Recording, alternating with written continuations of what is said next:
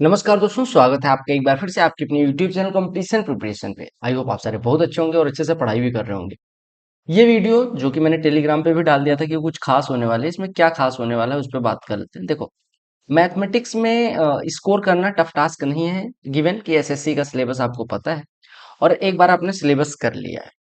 देखो, सबसे इंपॉर्टेंट चीज होती है किसी भी एग्जाम के लिए कि आप उसमें स्कोर करना चाहते हैं, बट वो उस पे नहीं आना चाहिए कॉस्ट पे कि आपने बाकी 3 सेक्शंस जो हैं उसमें गंदा कर दिया। मान लो आप मैथ डेली 5 आवर पढ़ते हैं और उसके बाद इसमें 50 नंबर या मेंस में 90 स्कोर कर लेते हैं, और ये 5 आवर आपको पता है कि अगर आपको किसी नॉर्मल स्टूडेंट के लिए, एवरेज स्टूडेंट के लिए मैक्सिमम जो फुल यूटिलिटी की पढ़ाई हो सकती है वो 8 घंटे की हो सकती है। अब इस 8 घंटे में अगर आप 5 घंटे मैथ दे रहे हैं, यानी कि लगभग 63% आप टाइम अपना मैथ को डिवोट कर रहे हैं, और उसके बाद आप मैथमेटिक्स में मान लो 50 नंबर पा जा रहे हैं। ये क्या कॉस्ट करेगा कि आपके जो 3 आवर बचे हुए हैं उसमें आपने क्या इंग्लिश पढ़ी, क्या आपने रीजनिंग पढ़ी, और क्या आपने जीके जीएस को टाइम दिया। अक्सर मैं सुनता हूँ कि आप लोग मैथमेटिक्स में 100% स्कोर कर पा रहे हैं बट बाकी सेक्शन में नहीं कर पा रहे हैं, और मैक्सिमम लोगों की ये प्रॉब्लम होती है कि वो मैथमेटिक्स को टाइम भी दे रहे हैं। तो अगर आप टाइम दे रहे हैं उसके बाद भी आपका स्कोर नहीं आ रहा, इट मीन्स कि आपने जहां कहीं से भी पढ़ा या जो भी पढ़ रहे हो वो या तो एक्चुअल एग्जाम लेवल का नहीं है, पहली चीज। दूसरा, अगर आपका टाइम ज्यादा लग रहा है तो मतलब ओवर एंड एबव आपके सिलेबस के बहुत ऊपर की चीजें पढ़ रहे हो। देखो, अगर मैं कहूँ लीनियर अलजेब्रा पढ़ लोगे तो मैथमेटिक्स स्ट्रांग हो जाएगी, लेकिन क्या लीनियर अलजेब्रा आपके एग्जाम के लिए जरूरी है? क्या लीनियर अलजेब्रा पढ़ के आप एसएससी में आपके जो भी एग्जाम है उसमें अच्छा स्कोर कर सकते हो? नहीं। आपको नॉलेज हो जाएगी बट आप सेलेक्ट नहीं हो पाओगे, क्योंकि आपने 5-7 घंटे लीनियर अलजेब्रा जो पढ़ी वो फर्जी की चीज है आपके एग्जाम के लिए। तो सबसे पहले एग्जाम लेवल का पढ़ना है। दूसरी चीज, इतना टाइम नहीं बेकार करना है कि अदर सेक्शंस अफेक्ट हों उससे, और अदर सेक्शन अगर अफेक्ट हो रहा है तो आपके मैथमेटिक्स में 100% स्कोर करने की भी दिक्कत नहीं, मतलब अच्छी चीज नहीं होगी। एक चीज और बताना चाहता हूँ कि कई लोग क्या काम करते हैं कि टीचर्स आपको अच्छी अच्छी चीजें बताते हैं कि ये पढ़ लो, ये कोर्स में मैंने अलग कर रखा है, या फिर कई लोग लो लेवल चीजें पढ़ाते हैं। जो लोग हाई लेवल चीजें पढ़ाते हैं, मैं किसी का मतलब नाम नहीं ले रहा क्योंकि कंट्रोवर्सी नहीं करना, बट हाँ, मैं आपके भले के लिए ये बोल रहा हूँ कि अगर आपको ओवर बहुत हाई लेवल की चीजें पढ़ाई जा रही हैं, इसका मतलब आपको सिलेक्शन से बहुत दूर ले जाया जा रहा है। क्योंकि हर टीचर आके ये बोलता है कि बहुत अच्छा कोर्स में पढ़ाता हूँ, मेरे कोर्स में ये यूनिक है, वो यूनिक है। देखो, अगर आप बहुत यूनिक पढ़ाते हो तो आपको 2 घंटे में पढ़ाना है। 2 घंटे आप ऐसा करो कि 2 घंटे पढ़ाओ और 1 घंटा बच्चा प्रैक्टिस करे खुद से, यानी 3 घंटे में उसका मैथमेटिक्स हो जाए, फिर उसके बाद 100% स्कोर करवाओ। वो बढ़िया चीज है। ना कि आपने 4 घंटे क्लास ली, उसके बाद 4 घंटे, अगर कोई 4 घंटे की क्लास लेता है और उसके बाद वो 4 घंटे 6 महीने तक क्लास ले ले, यानी 180 दिन यानी 720 दिन आपके कोर्स पे खत्म कर दे, अगर उसके बाद आप गारंटी ले लो कि वो 10 नंबर भी पा जाएगा, बताओ? नहीं। क्योंकि 4 घंटे आपके साथ आपकी प्रैक्टिस का देख रहा है वो, ना कि वो खुद प्रैक्टिस कर रहा है। तो जब तक वो खुद प्रैक्टिस नहीं करेगा, बीट एनीवन, उसका मैथमेटिक्स में स्कोर नहीं बढ़ने वाला। तो आप उतना ही, बीइंग अ टीचर, हम सबकी ये रिस्पॉन्सिबिलिटी है कि आपका उतना ही टाइम, एक स्टूडेंट का उतना ही टाइम खाया जाए जितना वो सब्जेक्ट डिजर्व कर रहा है। अगर 25% स्कोर है या 90 मार्क्स इन मेंस है, तो आपको पता है कि इसके लिए 2 घंटे से ज्यादा आपको नहीं देना है। मैथमेटिक्स के लिए 2 घंटे से ज्यादा आपको नहीं देना है। हाँ, आप अगर और बाकी सेक्शंस में मैनेज कर सकते हैं, like you are good in English, ठीक है, गुड एट इंग्लिश, सॉरी, अगर गुड आप अंग्रेजी में अच्छे हैं तो आपको पहला काम, आप 1.5 घंटे वहां कर रहे हैं तो मैथ को 2.5 घंटे कर दिया। आप जीके में अच्छे हैं या जीके 1.5 घंटे से ज्यादा नहीं पढ़ने का मन कर रहा है तो आधे घंटे इधर दे दिया। रीजनिंग के लिए बच्चे अक्सर परेशान होते हैं कि उनको ज्यादा टाइम नहीं लगता, और वो टाइम कई लोगों को रीजनिंग में लगता है तो वो यहाँ से कट करके इधर दे देते हैं। कई लोग रीजनिंग में अच्छे हैं क्योंकि मैथमेटिक्स उनका अच्छा है, तो वो दोनों चीजों में मैथमेटिक्स 1 घंटे भी करके या 1.5 घंटे भी करके, जिनका मैथमेटिक्स अच्छा है, जो आईआईटी से है या ऐसे कॉलेजेस से, वो ना भी करे तो उनका हो जाए। लेकिन एक एवरेज स्टूडेंट को 2 से 3 घंटे से ज्यादा मैथमेटिक्स को नहीं देना है, ठीक है? अगर आपको लगता है 5 घंटे डेली मैथमेटिक्स पढ़ोगे, सिलेबस कवर करते टाइम आपने पढ़ लिया, ठीक है, लेकिन एग्जाम के 6 महीने पहले आपको चारों सेक्शन को बैलेंस करके चलना है। आपको कुछ चीजों का पता होना चाहिए। पहली चीज मैंने बताया एग्जाम का लेवल क्या रहने वाला है। दूसरी चीज मैंने बताया कि आपको किन टॉपिक का वेटेज क्या रहता है, यानी किस टॉपिक को अभी पढ़ना है। लाइक आपको पता है प्रोबेबिलिटी और स्टैटिस्टिक्स दोनों आपके सिलेबस में है, बट वो मेंस के सिलेबस में है। अब अगर मेंस वाली चीज फ्री में पढ़ोगे तो उसका कोई मतलब नहीं, चाहे आप प्रोबेबिलिटी सीखने में 1 साल लगा दो, चाहे स्टैटिस्टिक्स सीखने में 2 साल लगातार भिड़े रहो कि स्टैटिस्टिक्स की ज्ञाता क्यों ना हो जाए। मेंस में वो चीजें पूछी जाती है तो मेंस के लिए उपयोगी है, ना कि फ्री के लिए। तो ऐसे आपको ये जानना है कि किस टॉपिक पे ज्यादा टाइम दिया जाए। और तीसरी चीज, अगर आप बहुत ज्यादा पुअर हैं तो आपको ये ध्यान रखना है कि वेटेज जो है मैं पढ़ने में पुअर की बात करूं, वेटेज जो है जिसका हाई है उनको चीजों को पहले खत्म किया जाए, उनका ज्यादा रिवीजन किया जाए, जिससे एक आध प्रश्न आता है उसको आप छोड़ भी सकते हो। तो मैथमेटिक्स में 48 होके या मैथमेटिक्स में 40 स्कोर ला के अगर आपका ओवरऑल सिलेक्शन रैंक 1000 आ जाती है तो वो बेटर है, अगर मैथमेटिक्स में 50 ला के आप वहां से 10,000 रैंक के साथ सेलेक्ट हो रहे हो या फिर सेलेक्ट हो जा रहे हो किसी तरीके से, तो बेकार है। मैथमेटिक्स का स्कोर थोड़ी पूछा जाएगा। Like I have scored 193, 192.5 and 162 या 164 इन सीजीएल 17 मेंस, जो टफेस्ट शिफ्ट थी। और नॉर्मलाइज स्कोर मेरा टफेस्ट शिफ्ट में तीनों दिन पड़ा है, मतलब सीजीएल 18 में भी, सीजीएल 19 में भी और सीजीएल 17 में भी। तो मैंने क्या बैलेंस करा, क्या मैंने ट्रिक्स रटी? नहीं। आपको अगर टीचर ये आदत डाल दे कि 1 घंटे में 10 प्रश्न करना है, तो आप ये मान के जाओ कि एग्जाम में आपको टाइम कम पड़ने वाला है। अगर टीचर ने आपको शुरू से प्रैक्टिस करवाई है कि भैया 2 घंटे में मेंस होता था पहले जैसे 100 प्रश्न आते थे, यानी 1 घंटे 20 मिनट में 100 प्रश्न। अब कहने में तो ये लगेगा कि कैसे पॉसिबल है, हर प्रश्न पे एक घंटे, अगर 2 घंटे, 1 घंटे सॉरी 120 मिनट अगर है तो यानी 1.2 मिनट, 1 मिनट 12 सेकंड आपको हर प्रश्न कर देने हैं। नहीं, ऐसा नहीं होता। देखो मैं बताऊं आपको, रियलिटी बताता हूँ कि मेरा सीजीएल 17 छोड़ के सीजीएल 18 और 19 में, एक में शायद 28 मिनट मेरे पास बच गया था, एक में सीजीएल 19 के टाइम पे तो 52 मिनट मेरे पास बचा हुआ था, जब एक दो प्रश्न बचे हुए थे, बाकी मैंने कर लिया था, फर्स्ट गो में ही सारे हो गए थे। उसका फायदा मतलब वो क्यों हुआ? ऐसा नहीं हर प्रश्न में 3 सेकंड में कर दे रहा हूँ, नहीं। कुछ प्रश्न होते हैं जो 1.5 मिनट में भी होते हैं, कुछ प्रश्न 2 मिनट में भी होते हैं, ये बहुत कम होते हैं, लेकिन मैक्सिमम प्रश्न आपको 30 सेकंड के अंदर हो जाते हैं। ऐसा आपके एग्जाम में 40 से 50% प्रश्न ऐसे होते हैं जो 30 सेकंड के अंदर, कई 10 सेकंड में हो जाएंगे। आपको अभी नहीं लग रहा होगा, अगर आपने प्रैक्टिस करी होगी तो कुछ प्रश्न 10-15 सेकंड में आप कर देते हो। अब जैसे कोई कहे x+1/x=7, तो x² + 1 इसको 47 लिखने में आपको 5 सेकंड लगेगा। तो ऐसे प्रश्न भी आपके एग्जाम में आते हैं, लेकिन टीचर चूंकि वो आपको रियलिटी से दूर नहीं रखेंगे, आपको रियलिटी से अगर दूर रखेंगे तभी आप उनके कोर्सेज पे भरोसा न करोगे ना कि सर बहुत अच्छा पढ़ाएंगे। अगर वो रियलिटी बता देंगे कि आपको क्या पढ़ना है क्या नहीं पढ़ना, तो चीजें आप समझने लग जाओगे।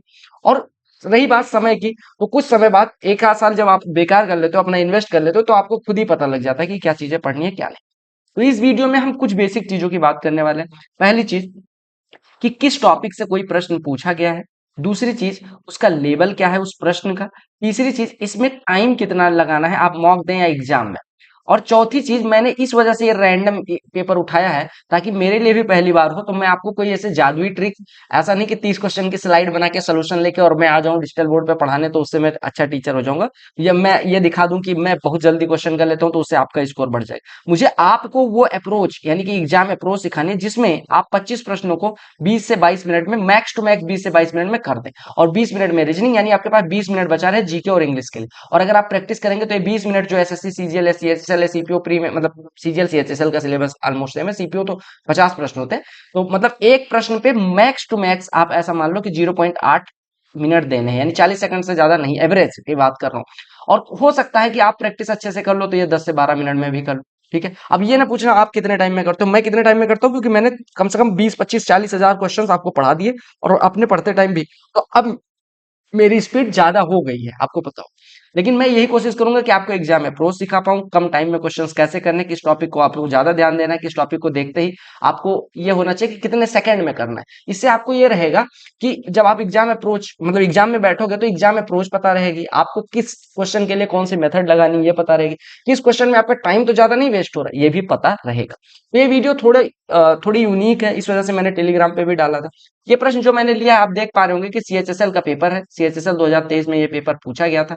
कौन से 4 अगस्त को पूछा गया था, और 2:30 से 3:30 रैंडम मैंने उठाया है। और मैंने सीएचएसएल इस वजह से उठाया क्योंकि सीएच आपको पता होगा कि सीएचएसएल का जो लेवल होता है वो ऑलमोस्ट सीजीएल के लेवल के बराबर होता है। ऑलमोस्ट क्या, इवन सीएचएसएल में ज्यादा अच्छे प्रश्न कई बार पूछ लिए जाते हैं। और दूसरी सबसे इंपॉर्टेंट चीज ये है कि चूंकि मैंने सीजीएल करवा रखा है, शिफ्ट वाइज टॉपिक वाइज दोनों, तो उससे वो प्रश्न अगर ले लेता तो आपको ये लगता है कि इसने कर रखा है, इस वजह से वही पेपर लेके आ गया कि जल्दी जल्दी करके वो बना लेगा, क्या बोलते हैं, आपके दिमाग में कि वो भाई क्या मैथ का नॉलेज रखता है। तो ऐसा कुछ नहीं करना था, ठीक है। तो चलो स्टार्ट करते हैं। अगर आपने इस वीडियो को देखने का फैसला किया है तो हम सारी चीजों को समझते हुए करेंगे। अब चलो पहले प्रश्न पे आ जाते हैं। और मैंने बताया कि मैं क्या क्या चीजें लिखने वाला हूँ, कि कौन सा टॉपिक से है, क्या लेवल है, कितना टाइम लगना चाहिए, और इस प्रश्न को करने की एग्जाम अप्रोच यानी कि सबसे अच्छी अप्रोच क्या होगी, ठीक है। तो चलो पहले प्रश्न पे आते हैं। हिंदी अंग्रेजी दोनों में लिखा है, इस प्रश्न में मैंने इस वजह से अंग्रेजी नहीं लिखा कि मुझे लगा नहीं कि इसमें जरूरत भी है। जैसे आपको दिया गया, मैं जूम कर देता हूँ, अब आपको दिख रहा हो, कहा गया अगर x+1/x = 7 है, तो x+1/x = 7 दे दिया गया, तो एक्स इज ग्रेटर देन 1 भी दे दिया गया, आपको निकालना है x cube minus 1 upon x cube. ठीक है, अब देखो, आपको दिखते ही x plus x cube minus 1 upon x cube दिखते ही आपको एक चीज पता चले कि x cube minus 1 upon x cube निकालना तब आसान होगा जब हमारे पास एक्स माइनस 1 बाई एक्स होगा। बोलो क्लियर। अगर x minus one by x ए दे दिया जाए तो आप कह देंगे कि x cube minus 1 upon x cube कितना हो जाएगा, ए क्यूब प्लस 3 ये हो जाएगा, ये सबको पता है। क्यों? क्योंकि x माइनस 1 बाई एक्स का होल क्यूब बराबर हो जाएगा x cube minus 1 by x का होल क्यूब, और minus 3ab into a minus B, यानी कि minus 3x into 1 by x into x minus 1 by x. अरे मैं क्यूब कर दे रहा हूँ यार। अगर इसका ये क्यों होता है फॉर्मूला मैं बता दे रहा हूँ, पहला प्रश्न है तो क्यूब करोगे तो x cube minus 1 upon x cube यानी a cube minus b minus 3ab यानी कि 3 into x into 1 by x into x minus 1 by x बराबर ए का क्यूब मिलेगा। ठीक है, आपको पता है ये दोनों कट जाएंगे, यानी 3 इंटू ये ए है तो 3 है, ये 3 ए इधर चला जाएगा, तो यही इसी वजह से होता है कि x cube minus 1 upon x cube a cube plus 3 ये हो जाएगा। लेकिन आपको तो यहाँ पे एक्स प्लस 1 बाई एक्स दिया गया है, यानी कि इस प्रश्न को करने के लिए हमें एक्स माइनस 1 बाई एक्स निकालना है। आपको पता होगा कि अगर ए प्लस बी दे दिया जाए तो ए माइनस बी कैसे निकलता है, ए माइनस बी बराबर होता है अंडर रूट में ए प्लस बी का होल स्क्वायर माइनस 4ab ये होता है। तो यहाँ के लिए हो जाएगा एक्स माइनस 1 बाई एक्स अगर निकालने जाओगे तो एक्स माइनस 1 बाई एक्स कितना हो जाएगा, अंडर रूट में ए प्लस बी यानी 1 एक्स प्लस 1 बाई एक्स का होल स्क्वायर माइनस 4ab कहने का मतलब minus 4 into x into 1 by x. बोलो क्लियर है। तो यहाँ से हम कह सकते हैं कि एक्स माइनस 1 बाई एक्स बराबर होता है अंडर रूट में एक्स प्लस 1 बाई एक्स का होल स्क्वायर माइनस 4, यानी अंडर रूट में 7 का स्क्वायर 49 माइनस 4 45, 45 कितना हो जाएगा 3 रूट 5। अब अगर एक्स माइनस 1 बाई एक्स आ गया तो यहाँ से आप x cube minus 1 upon x cube निकाल लोगे, क्योंकि ए की जगह पे 3 रूट 5 रखना है, यानी ये हो गया 3 रूट 5 का क्यूब और प्लस 3 इंटू 3 रूट 5 यानी 9 रूट 5। 3 रूट 5 का क्यूब कितना हो गया, 3 का क्यूब 27, रूट 5 का क्यूब 5 रूट 5 यानी 135 रूट 5 और प्लस 9 रूट 5 यानी आपका उत्तर कितना हो जाएगा 144 रूट 5। देखो, अब क्या एग्जाम में इतना कुछ लिखना है, नहीं लिखना है, क्योंकि आपको पता है कि ये सारी चीजें जो मैंने बताई ये आपको याद होंगी कि एक्स माइनस 1 बाई एक्स अगर ए हो तो यहाँ से x cube plus x cube minus 1 upon x cube हो जाएगा ए क्यूब प्लस ये पता हो। अब आपको यहाँ पे दिखा 7, हमने यहाँ से कहा कि एक्स माइनस 1 बाई एक्स कितना हो जाएगा, आपने एग्जाम में कहा कि ये चीज नहीं लिखनी है, ठीक है, ये एग्जाम में लिखनी ही नहीं है। आपने कहा एक्स माइनस 1 बाई एक्स अंदर दिमाग के अंडर रूट 7 स्क्वायर माइनस 4 यानी कि 49 माइनस 4 45, 45 का 3 रूट 5, यानी आपको बस इतना अगर ज्यादा से ज्यादा लिखना भी है एग्जाम में तो इतना लिखना है एक्स माइनस 1 बाई एक्स बराबर इतना। अब यहाँ से 3 रूट 5 का क्यूब हमें पता चल गया 100, अब सीधे यहाँ पे जंप कर देंगे, कहाँ पे, यहाँ पे 135 रूट 5 प्लस 5 रूट 5 यानी कि 7 रूट 5 यानी कि 144 रूट 5 आपका आंसर आ जाएगा। तो ऐसे करोगे एग्जाम लेवल में तो कितना लाइन लिखा आपने, एक दो, एक लाइन ये लिखी और एक लाइन ये लिखी तो आपका आंसर आ गया। यानी कि अगर मैं बात करूं टॉपिक कौन से टॉपिक का था तो ये अलजेब्रा का था। ठीक है, अलजेब्रा का पहला प्रश्न ही अलजेब्रा का है। अगर लेवल की बात करें तो आपने देखा कुछ एक्स्ट्रा नहीं सोचना पड़ा, तो एग्जाम का लेवल मतलब इस प्रश्न का लेवल लो है। और टाइम कितना लगा, अगर आप देखो, अगर मैं कहूं एक्स प्लस 1 बाई एक्स बराबर 7, x minus 1 by x 3 root 5 हो जाएगा और वहां से ये निकालने में मुश्किल से 10 से 12 सेकंड लगेगा, मैं 12 सेकंड लेके चल रहा हूँ। अगर ये प्रश्न इतने सेकंड में हो जा रहा है तो आपका कोई दिक्कत नहीं है, आप बहुत अच्छा कर रहे हो। ये पहला क्वेश्चन था। दूसरे प्रश्न पे आते हैं। कहा गया इन the given bar graph the number of student in different class is shown, यानी आपको अलग अलग क्लास के स्टूडेंट की संख्या दिखाई गई है, डिफरेंट क्लास के स्टूडेंट नंबर ऑफ स्टूडेंट दिखाए गए। क्वेश्चन को केयरफुली पढ़ना है और उत्तर देना है। देखो, आपको दिया गया कि 10 इसमें कौन कौन सी क्लास दिए गए, पांचवी, छठी, सातवीं, आठवीं, नौवीं और 10वीं। मैं बोल्ड अक्षर में लिख दे रहा हूं ताकि आपको दिखे। ये पांचवी क्लास के कुछ बच्चे दिए गए, कितने हैं पांचवी क्लास में, 65। छठी क्लास, सातवीं क्लास, आठवीं क्लास और नौवीं क्लास और 10वीं क्लास के कितने कितने बच्चे हैं, यहाँ पे 60 बच्चे हैं, यहाँ पे 80 बच्चे हैं, यहाँ पे 85 बच्चे हैं, यहाँ पे 95 बच्चे हैं, यहाँ पे 76 बच्चे हैं, यहाँ पे 65 बच्चे हैं। बोलो क्लियर। अब आपसे प्रश्न में क्या कहा गया उस पे आते हैं। कहा गया 10वीं कक्षा में छात्रों की संख्या 7वीं कक्षा में छात्रों की संख्या से कितने प्रतिशत कम। कौन से कक्षा में, 10वीं कक्षा में। 10वीं कक्षा पे फोकस करेंगे, ये 60। 10वीं कक्षा में कितने हैं, 60 स्टूडेंट। और सेवंथ क्लास में कौन से हैं, 35। सेवंथ क्लास में 35, सॉरी 95। सेवंथ क्लास में कितने हैं, 95। ये देखो ये वाला टेबल देखो, ये 95 लिखा हुआ है, तो कितने हैं, 95। तो यही कहा गया था कि जो ये 7वीं के बच्चे हो गए और ये 10वीं के हो गए, तो कहा गया 10वीं क्लास में छात्रों की संख्या यानी 60 95 से कितना प्रतिशत कम है, ये पूछा गया। अगर आपसे पूछे 60 95 से कितना प्रतिशत कम है, किससे, 95 से कितना कम है, 35। प्रतिशत में निकालना है, 35 बटे 95 गुणे में 100 लगा देंगे। हमें अभी भूल जाना है, हमने कहा कि अगर 100 से डिवाइड करते तो 35 आता, चूंकि 95 से डिवाइड कर रहे हैं यानी कि 35 से जस्ट बड़ा आएगा। 35 से जस्ट बड़ा एक ही ऑप्शन था, 36.84 आपका उत्तर। क्लियर होगी। अब देखो कुछ लोग, पहली चीज ये किस टॉपिक का प्रश्न था तो डीआई का, लेकिन हम कह सकते हैं कि परसेंटेज का था, क्योंकि परसेंटेज ही निकालना था। हम कह सकते हैं कि इसका लेवल क्या था, 60-95 से कितना छोटा है, बहुतय लो। बहुतय लो आपको यूपी बिहार वाले बोलते होंगे, बहुतय लो यानी बहुतय कम, यानी बहुत लो लेवल का पेपर था वो, ये क्वेश्चन था। और इसमें कितना टाइम लगना चाहिए, आपने कहा बस हमने देखना है, एग्जाम में पढ़ा कि सातवीं और नौवीं, सातवीं और दसवीं, सातवीं और दसवीं, हमने कहा सातवीं यहाँ है, दसवीं यहाँ है, इन दोनों पे फोकस किया, 95-60 से कितना कम है, 95-60 से ये करने में सीधे ये लिखना है 35/95 गुणे 100, और आपने निकालेंगे तो मुश्किल से 10 से 12 सेकंड लगेगा, या मैं 15 सेकंड मान ले रहा हूँ, 15 सेकंड में ये प्रश्न आपका हो जाएगा। क्लियर हो गया, परसेंटेज का प्रश्न क्लियर हो गया। चलो अगले प्रश्न पे आ जाते हैं। कहा गया sec theta plus tan theta is equal to root 3। मैं एक बार चेक कर ले रहा हूँ रिकॉर्डिंग ऑन है कि नहीं। Sec theta plus tan theta is equal to root 3, ठीक है। अब देखो, एक ट्रिकोनोमेट्रिक आइडेंटिटी आपने पढ़ी होगी, आपने कहा कौन सी, मैंने कहा देखो आपने पढ़ी होगी कि sec square theta minus tan square theta is equal to 1 होता है। आपने कहा कैसे होता है, मैंने कहा आपको पता होगा सेक स्क्वायर थीटा को 1/cos square theta minus tan square theta को sine square theta upon cos square theta लिखेंगे। हर बराबर रहेगा तो 1 माइनस साइन स्क्वायर थीटा बटे कॉस स्क्वायर थीटा हो जाएगा।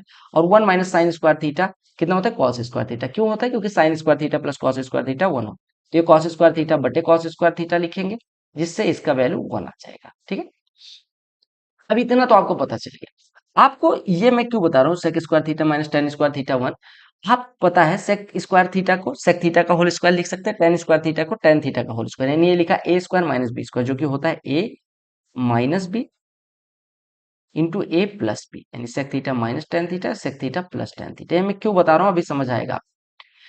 अब इससे ये मतलब हो गया कि अगर sec theta plus tan theta कहीं दिया गया है तो 1 बटे में इसको ले आएंगे, sec theta plus tan theta अगर दिया गया है, या sec theta plus tan theta निकालना है, तो आप कहेंगे 1/सेक थीटा माइनस टेन थीटा। अगर ये दिया गया है तो इसकी वैल्यू निकाल सकते हैं, ये दिया गया है तो इसकी वैल्यू निकाल सकते हैं। अगर मैं कहूं कि sec theta plus tan theta यहाँ दिया गया है, तो यहाँ से sec theta minus tan theta कितना हो जाएगा, 1/सेक theta plus tan theta.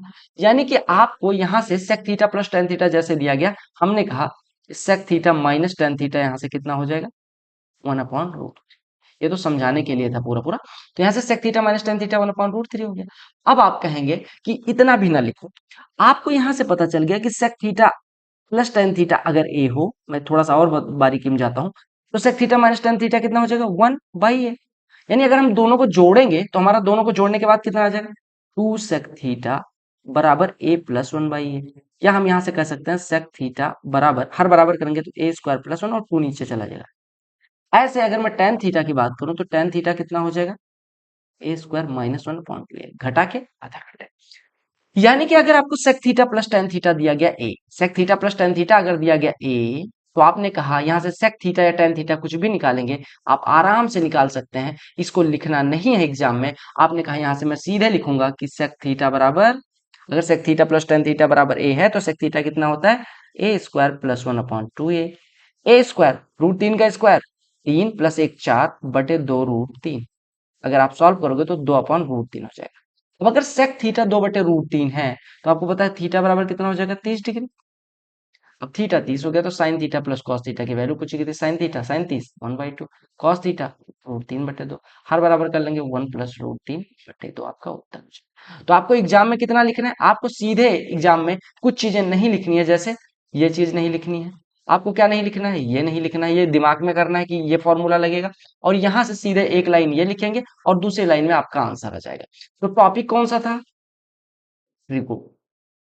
Question का लेवल कौन सा था, बहुत बेसिक सा, लो लेवल का। और टाइम कितना लगना चाहिए, अब बताओ ये इतना सोचने में कितना टाइम लगेगा, 10 सेकंड या 12 सेकंड या 15 सेकंड, 15 सेकंड मान लेते हैं। ये प्रश्न 15 सेकंड का था या नहीं, आप बताओ। ठीक है, अगले प्रश्न पे आते हैं।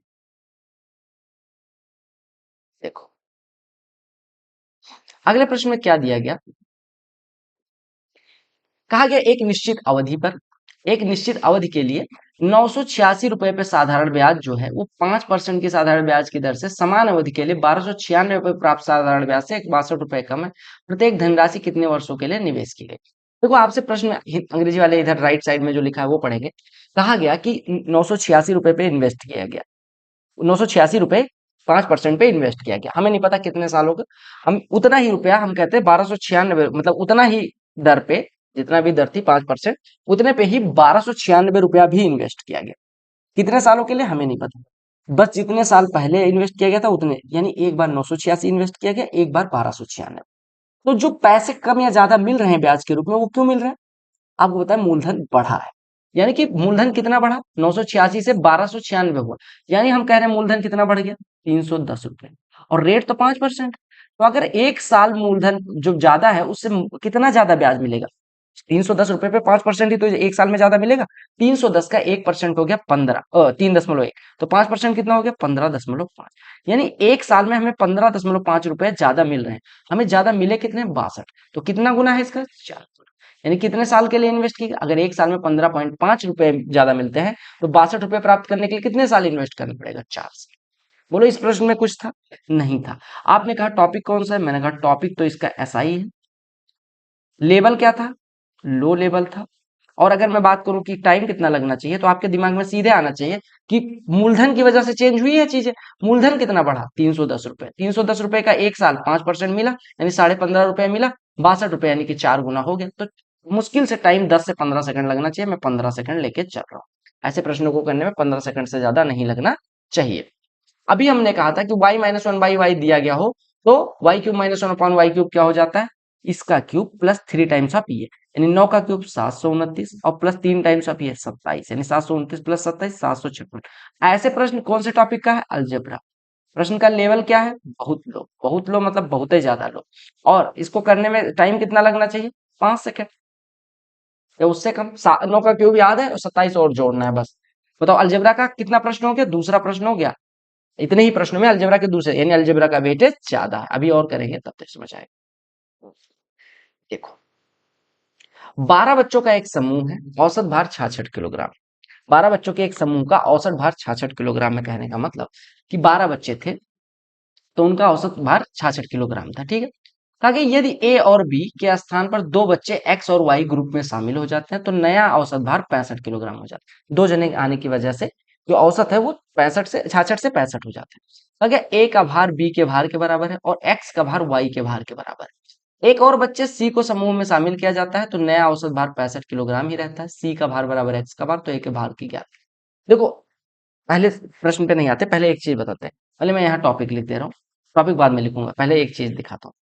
ये मैंने जब टाइप किया था ना, तो मैंने बड़ा सा क्यों लिखा, मैं इसको यहाँ बगल में भी तो लिख सकता था, इतने में तो लिख सकता था, लंबा कर देता। मैं साइकी देख रहा था कि अगर बड़ा प्रश्न, अब जैसे इतना बड़ा आपको स्क्रीन पे दिख रहा है, इसके नीचे हिंदी भी इतने में लिखा जाए, तो ये प्रश्न कुछ आपका इतना बड़ा बनेगा।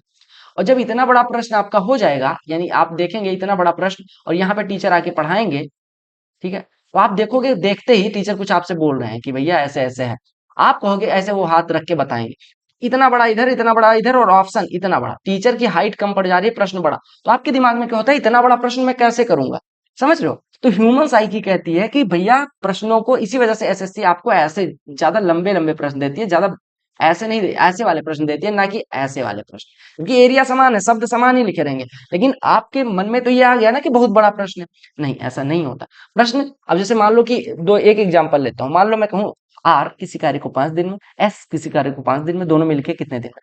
तो इसी प्रश्न को थोड़ा सा मोल्ड करते हैं, राजापति, सेतुपति, तिरुचिरापल्ली, मेघापल्ली, दिल्ली, बिल्ली, कुछ भी ऐसे बड़ा सा नाम, और ये किसी कार्य को, जो कार्य बहुत अद्भुत कार्य है, इसको पूरा करने में 5 दिन का प्रयोग किया जाता है।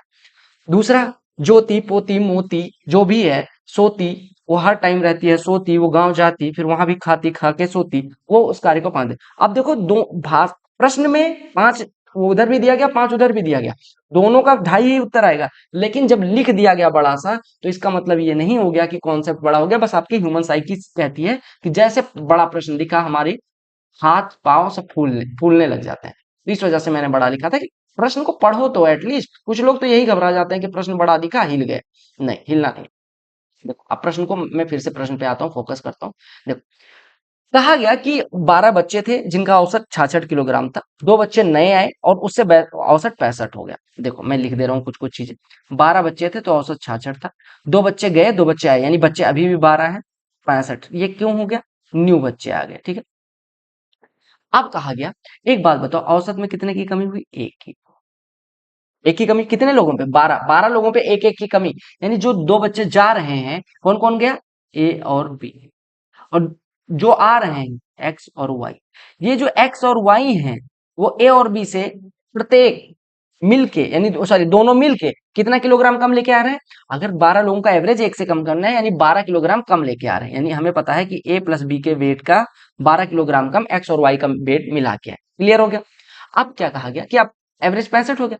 अब सी कोई बच्चा है 13वां बच्चा यानी 13th बच्चा है जो इसको ज्वाइन करता है और एवरेज अभी भी 65 रहता है। एक बात बताओ सी का वेट कितना होगा। आपको पता है कि एवरेज वेट 12 लोगों का 65 किलोग्राम था, सी आया और अभी भी 65 है, यानी कि सी कितना लेके आया होगा। अगर कोई चेंज नहीं होता तो सी एवरेज के बराबर लेके आया होगा, यानी सी का वेट हमें दे दिया गया 65 किलोग्राम। अब देखिएगा प्रश्न में कहा गया सी का भार बराबर एक्स का भार, सी का भार बराबर एक्स का भार, यानी एक्स भी 65 किलोग्राम का हो गया। और यहाँ पे दिया गया एक्स का भार वाई का भार, यानी एक्स और वाई दोनों बराबर है, यानी एक्स वाई और सी तीनों का भार 65 किलोग्राम। और कहा गया ए का भार बी के भार के बराबर। तो अगर हम ए और बी के भार को हम ऐसे लिखें, ए प्लस ए लिख लें यानी 2a माइनस 12 बराबर एक्स और वाई का भार बराबर 2 यानी हम कह सकते हैं कि यहाँ से एक्स बराबर हो जाएगा a माइनस 6, यानी या हम कह सकते हैं a बराबर x प्लस 6, यानी a का भार x के भार से 6 किलोग्राम ज्यादा है। अब x का भार कितना है 65, तो a का भार कितना हो जाएगा 71 किलोग्राम। अब एक बात बताओ इतना कुछ लिखने की जरूरत थी नहीं, क्यों? क्योंकि देखो आप एग्जाम में जाओगे, एग्जाम में आपने पढ़ा कि सी के आने से औसत 65 ही रहता है, यानी हमें पता चल गया सी का भार 65 किलोग्राम हो गया। ये सब अभी भूल जाओ। हमसे कहा गया सी का भार एक्स के भार के बराबर है और एक्स का भार वाई के, यानी कि हमें ये लाइन लिखनी पड़ेगी, ये कहीं लिख लेते हैं। हमें पता है कि जब 12 लोग थे उसमें से दो गए दो आए, दो आने की वजह से हमारा औसत एक से कम हो गया, यानी दोनों मिलके 12 किलोग्राम कम लेके आते हैं। दो मिलके 12 किलोग्राम यानी एक 6 किलोग्राम कम लेके आता है, यानी कि एक्स और वाई में से जो आ रहे हैं वो ए से 6 किलोग्राम कम लेके आ रहे हैं। एक्स अगर मैं एक की बात करूं चूंकि एक्स बराबर वाई है ए बराबर भी है, यानी हम कह सकते हैं एक्स का भार ए से 6 किलोग्राम कम है, यानी हम सीधे ये लिखते ये वाली लाइन। अब एक्स बराबर ए माइनस 6 तो ए बराबर एक्स प्लस 6, यानी कि ये जो मैंने 60 गांठ लिखी ये लिखने की जरूरत नहीं थी, आपको ये लाइन लिखनी थी, ये लाइन, यानी आपका ये प्रश्न बनता कितना, मैक्स टू मैक्स पढ़ने और करने में टाइम लगना चाहिए 30 सेकेंड का। टॉपिक कौन सा है? टॉपिक है आपका एवरेज का। प्रश्न का लेवल कितना है? लेवल लो तो नहीं कहेंगे लेकिन हाँ मॉडरेट लेवल का प्रश्न। तो मॉडरेट लेवल का प्रश्न अगर आए तो 30 सेकंड से ज्यादा नहीं लगाना चाहिए। क्लियर हो गया? बोलो क्लियर है। चलो बहुत सुंदर। अगले प्रश्न में क्या कहा गया? कहा गया किसी का क्रय मूल्य उसके विक्रय मूल्य का 92% है। हमें देखते ही पता चल गया कि चलो टॉपिक बाद में लिखेंगे। देखो हमसे कहा गया किसी पुस्तक का जो क्रय मूल्य है उसके क्रय मूल्य उसके विक्रय मूल्य का 92% है, तो लाभ प्रतिशत कितना होगा। देखो अगर मैं विक्रय मूल्य को थोड़ी देर के लिए 100 मानूं, ठीक है, विक्रय मूल्य को 100 मानूं तो हमारा क्रय मूल्य कितना हो गया इसका 92% यानी कि 92। 92 से 100 कितना, अगर 92 वाली वस्तु को 100 पे बेचा गया यानी 8 का प्रॉफिट कितने पे 92 पे। परसेंटेज में निकालना है। आपको पता है 2 से काटेंगे 4, 2 से कटेगा 26 या 4 से काट देते हैं, 4 दूनी 8, 4 से 23, ये डबल जीरो लग जाएगा परसेंटेज में बदलने के लिए। 23 नवैया कितना होता है 207, यानी 9 बार नहीं जाएगा 8 बार जाएगा। ठीक है, या फिर ऐसे कहो 23 नवैया 207, अगर ये 207 होता तो 9 होता, हमने कहा 7 कम है यानी 23 या 69 यानी 0.3 कम है, यानी आपका हो जाएगा 8.7। वैसे डिवाइड करके मैं थोड़ा ट्रिक लगा रहा हूँ। अब आप देख पा रहे होंगे कि इस प्रश्न में कितना टाइम लगा। पहले तो ये देख लेते हैं कि टॉपिक कौन सा है। टॉपिक है प्रॉफिट एंड लॉस का। टाइम कितना लगा? टाइम लगना चाहिए इसको करने में। अब देखो 92 100 से कितना ज्यादा है ये परसेंटेज में निकालना है। 100 वाला अगर कोई चीज 92 में खरीद के 100 पे बेची जाती है कितने परसेंट का प्रॉफिट है निकालने के लिए आप कहेंगे 8/92 गुणे 100। आपको निकालने में ये प्रश्न 10 सेकंड टाइम लगना चाहिए और इसका लेवल जो था वो लो। क्लियर हो गया? अगले प्रश्न पे आते हैं। ये प्रश्न देखिएगा, हिंदी अंग्रेजी दोनों में देखिएगा। कहा गया एबीसी एक त्रिभुज है जिसका कोण 20 समकोण है। जैसे ऐसा कुछ कहा जाए, कौन से टॉपिक का प्रश्न है यहाँ पे लिख देंगे बाद में, पहले ये देखते हैं कि एबीसी कोई समकोण त्रिभुज है। ठीक है, एबीसी कोई समकोण त्रिभुज, ये ए है, ये बी है, ये सी है। ठीक है, एबीसी समकोण त्रिभुज है। सी बराबर 60 डिग्री, सी 60 डिग्री है और बी पे समकोण है। आपसे कहा गया ए बी बराबर 3। आपको पता है ये वाला भुजा ये कोण कितना हो जाएगा 30 है। आपको पता है कि अगर tan 30 की बात करें, अगर ये 30 होता है तो हमें कहा गया है कि जो हाइट है उसका √3 टाइम्स होता है क्या, बेस। तो अगर बेस √3 इज इक्वल टू 3 है तो एक बराबर कितना हो जाएगा √3। अब ये 3 है, ये √3 है, तो पाइथागोरस लगा देंगे। इसकी वैल्यू कितनी हो जाएगी 3 का स्क्वायर 9, प्लस रूट 3 का स्क्वायर, 3 9 3 12, यानी 2√3 इसकी वैल्यू हो जाएगी कर्ण की। आपसे पूछा क्या गया था ए बी और ए सी की लंबाई बताओ, आपने कहा √3 और 2√3। टॉपिक कौन सा भैया, टॉपिक आपका हो गया ये ज्योमेट्री, ज्योमेट्री में ट्राइंगल। लेवल कैसा था, लो। कितनी देर का प्रश्न था, टाइम कितना लगना चाहिए, 15 से 17 सेकंड। क्यों, क्योंकि ये फिगर बनाओगे फिर सोचोगे। अदरवाइज आप जैसे प्रैक्टिस करोगे आपको फिगर बनाने की जरूरत नहीं पड़ेगी। आपने कहा 3 ये है, 3√3 √3 वो हो जाएगा, √12 वो हो जाएगा। आप आराम से कर सकते हैं, अगर आप थोड़ा प्रैक्टिस करोगे तो ये 10 सेकंड में प्रश्न हो जाया करेगा। क्लियर। ये प्रश्न देखिएगा, इसमें रुक जाओ यार, यहाँ पे डेटा मैंने सही से लिखा नहीं है, ये दिखेगा नहीं अदरवाइज आप इसको, प्रश्न को मैं अंग्रेजी में ट्रांसलेट कर दे रहा हूँ, बाकी प्रश्न हिंदी में मिलेंगे। कहा गया दिए गए वृत्त आरेख में 2020 में 6 राज्यों की जनसंख्या, 6 राज्यों की जनसंख्या क्या है, 6 राज्यों की जनसंख्या आपको दी गई है, बोलो क्लियर है। 6 राज्यों की संख्या पाई चार्ट पे दी गई है, 6 राज्यों की जो जनसंख्या है वो पाई चार्ट पे दी गई। मैं डेटा एक बार पढ़ दे रहा हूँ, डेटा कितना है, एक मिनट में जूम करके देख ले रहा हूँ कि डेटा कितना दिया गया था। ठीक है, मैं डेटा लिख दे रहा हूँ। ये 19% है। ठीक है, 6 राज्यों की जनसंख्या में क्या कितना कितना परसेंट है, अगर मैं यहाँ लिखूं तो ये 19% है। कितना परसेंट है, 19%। दिख रहा है आप, चेंज कर देते हैं, ये 19% है। ये भाई साहब कितना है, 18%। ये 19 हो गया, ये 18%, ये वाला 19% हो गया, ये 18% हो गया। और तीसरा वाला कितना है, ये भी 19% है। चौथा वाला कितना है, 13% है। ये वाला कितना है, 14% है। ठीक है, और ये वाला कितना है, 17% है। ये कुछ आपको डेटा दिया गया, यानी 6 अलग अलग राज्य दिए गए। मैं लिख दे रहा हूँ A B C D E and F, यानी कि you have been provided with the data of 6 different states in which population distribution is shown in pie chart. आपको ए में दिया गया 19% जनसंख्या, यानी टोटल जनसंख्या का 19% यहाँ रहती है, बी में 18% रहती है, सी में फिर से 19% रहती है, डी में फिर से 19% रहती है, इसमें 14% रहती है, और इसमें भाई साहब 17% रहती है। यानी 19 चौको 76, एक 75 इधर हो गया, 75 ये कुछ ज्यादा नहीं हो गया, 9 8 17 9 26 9 26 9 35 4 39 7 46, एक एक दो एक तीन एक चार एक पांच एक छह, यहाँ पे कहीं पे एक जगह कम होगा। ठीक है, एक बार देख लेता हूं मैं कि यही दिया गया 19 18 19 13 14 और 17। ठीक है, ये कहीं पे यहाँ पे 19 को 15 कर लेना। ठीक है, 19 को 15 कर लेना, यानी आपको 100% जनसंख्या ऐसे दी गई है, डिस्ट्रीब्यूशन दिया गया। अब आपसे कहा गया उसमें जो जनसंख्या डिस्ट्रीब्यूशन दिया गया उसमें सरकारी नौकरी करने वालों का परसेंटेज कुछ दिया गया, यानी कि ए के कुछ परसेंट हिस्सा जो सरकारी नौकरी में है, बी का कुछ परसेंट हिस्सा, सी का, डी का, ई का, जो इस जनसंख्या का इस पार्ट का जो सरकारी नौकरी में है। जैसे ए के लिए बात करें तो 42% सरकारी नौकरी में है, इसके 32%, इसके 12%, इसके 30%, और अगर आप देखें तो इसका 28 और इसका 35% लोग उसमें है सरकारी जॉब। अब आपसे क्या कहा गया, प्रश्न में क्या पूछा गया, कहा गया कि सरकारी नौकरी करने वालों को प्रतिशत दे दिया गया, राज्य ई में सरकारी नौकरी करने वाले और ए में सरकारी नौकरी करने वालों का अनुपात क्या, यानी आपको ई के गवर्नमेंट सर्वेंट और ए के गवर्नमेंट सर्वेंट का रेशियो निकालना है। आपको पता है ई की जनसंख्या 14% है, इसका 28%, यानी कि 14 का 28% आपको पता है कि सरकारी नौकरी में, बटे 100 होगा वो अलग चीज है। ए की जनसंख्या 19% अभी हमें दी गई थी प्रश्न में, मान लेते हैं 19 का 42% इधर सरकारी नौकरी में, यही रेशियो आपसे पूछा गया। अब आप इसको सॉल्व कर सकते हैं, आप कहेंगे 14 दूना 28, 14 तिया 42, ठीक है, यानी कि 28/57 रेशियो ये हो जाएगा। 28/57, अगर डेटा यही होगा तो 28/57 हो जाएगा। अब देखो ये प्रश्न किसका था, ये प्रश्न किसका था, ये प्रश्न आपका किसका था, यहाँ पे निकालना क्या था, बस इतना सा, यानी आपको जो डेटा दिया गया था वो इतना काम का डेटा दिया गया था, ये नोट करने की जरूरत नहीं थी। आपने कहा ई और ए पे फोकस करना है, आपने देखा यहाँ पे ई, यहाँ पे देखा आपने ई का डेटा, यहाँ पे देखा ए का डेटा, इस पे फोकस करना, और कितने, यानी कि इस डेटा पे फोकस करना था और इस डेटा पे फोकस करना था। आपको बाकी डेटा से मतलब ही नहीं है, आपने इसका यानी कि 14 का या 19 का जो भी 42%, और इसका सॉरी 19, ये 19 था, 19 का 42% इधर, 14 का 28% निकाला, रेशियो निकाला। यानी ये बेसिकली रेशियो है तो डीआई का प्रश्न, लेकिन टॉपिक इसका होगा रेशियो। और अगर मैं बात करूं कि लेवल क्या है, लेवल थोड़ा सा कैलकुलेटिव है यानी मॉडरेट। और अगर मैं कहूं टाइम कितना लगना चाहिए, तो आपको ये पढ़ने में, डीआई में बेसिकली पढ़ने में और समझने में लगभग 50 से 60 सेकंड, यानी 1 मिनट अगर लग जाए इस प्रश्न के लिए तो कोई गड़बड़ नहीं है। क्लियर हो गया, अब अगले प्रश्न पे आए, चलो बहुत सुंदर। कहा गया एक परीक्षा में, मैं हाईलाइट करता चल रहा हूं, एक परीक्षा में 20% अंक प्राप्त करने वाला एक छात्र 60 अंकों से अनुत्तीर्ण हो जाता है, दूसरा छात्र है जो 32% अंक प्राप्त करता है तो वो उत्तीर्ण अंकों से 42 अंक अधिक प्राप्त करता है। अंकों की अधिकतम संख्या क्या होगी। देखो आपको एग्जाम में क्या करना है, एग्जाम में क्या करना है उससे पहले समझते हैं। देखो 20% अगर पाता है, 20% किसका, टोटल मार्क्स का 20% पाता है, तो वो पासिंग मार्क्स से 30 नंबर से अनुत्तीर्ण यानी फेल हो जाता है, यानी पासिंग मार्क्स से 30 नंबर कम।